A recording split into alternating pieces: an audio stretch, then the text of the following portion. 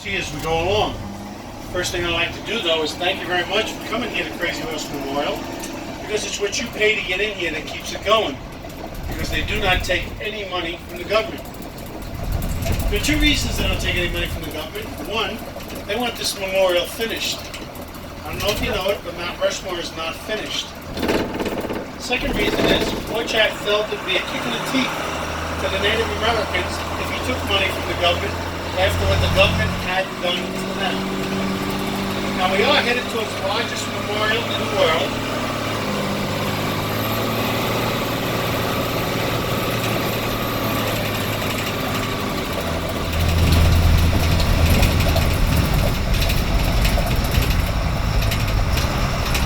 Now as you look at the mountain, the light-colored area behind Crazy Horse's face, you can fit all of Mount Rushmore right there. Wow. The tunnel was put there so they could bring equipment from the backside to the front. But also with that tunnel, they took out more stone in just that tunnel than all of Mount Rushmore. Mount Rushmore, they took out less than 500,000 tons of stone. Here, they've already taken out 8.5 million tons. Now, as you look at the mountain on the right-hand side, you can see the diagram of the horse's head. Korchak hung from the top of the mountain on a single rope, tied a gallon of paint to his belt, hooked a two-way radio to his vest. His wife stood up in the parking lot with a two-way radio and a pair of binoculars, told him where to paint. 176 gallons of paint later, he had it finished. All the lines were 5 to 6 feet wide. All he used was a paintbrush. Anytime he was ever asked any questions about it, all he would ever say was he was glad his wife did not ask for a second coat. Now the tunnel there is very deceiving in that it doesn't look that big, but you could take 4 of these school buses, put 2 of them side by side and 2 on top, they would fit in that hole. Crazy Horse's face is 87.5 feet high. The arm and the hand are approximately the length of a football field. Now Crazy Horse was picked because of his values and he believed in peace. It wasn't until we broke the Treaty of 1868 that he went on a warpath. Crazy Horse was killed while under a flag of truce at the age of 34. Now Chief Standing Bear wrote Baldwin, who was working on Mount Rushmore at the time, 3 letters asking him if he would come and work here.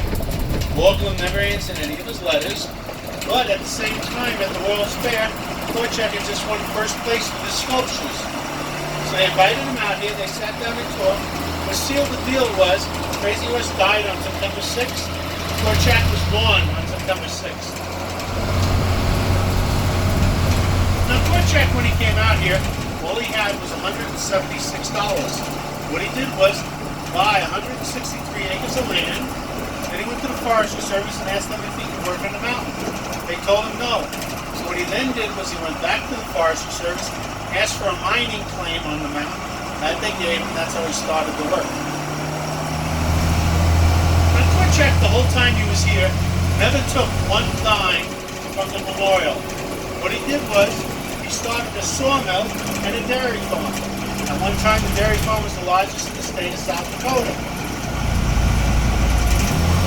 Now Korchak and Ruth had 10 kids, 5 boys, 5 girls. The boys, when they reached the age of 8 years old, were up on the mountain working. The girls, they worked the dairy farm and the welcome center. Korchak and Ruth built the stairway all the way to the top, 741 steps. They also laid over 2,000 feet of pipe that went from the compressor down here up to the drills up top. Now if you look out here to the left, this gray mound of rock right here, you'll see a white pipe sticking out of the top. There are 4 of them white pipes around the mountain. There are 8 boxes up on the face of the arm. All of them together make up a GPS system that helps them with their measurements. It also will let them know if the mountain does ever shift. Now the gentleman that lived in this cabin back here, he owned all the land back here with the Millwrights.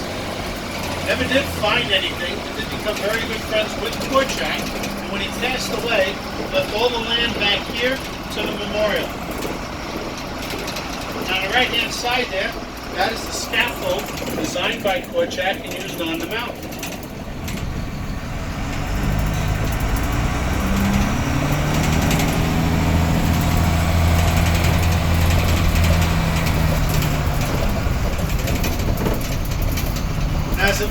U-turn here, on the right-hand side, you're going to see a bulldozer. That is the bulldozer. Kaz was driving on the top of the mountain, went off the side of the mountain, was able to jump to safety. The bulldozer did flip a couple of times, but luckily landed right side up. Poor Jack told him, you got it down there, now get it back up. He got it back up there, and he used it just a few years ago when he retired. Now on the right here, you see that road? That goes all the way up to the face. That's how the workers get up there. That's how they get the equipment up there.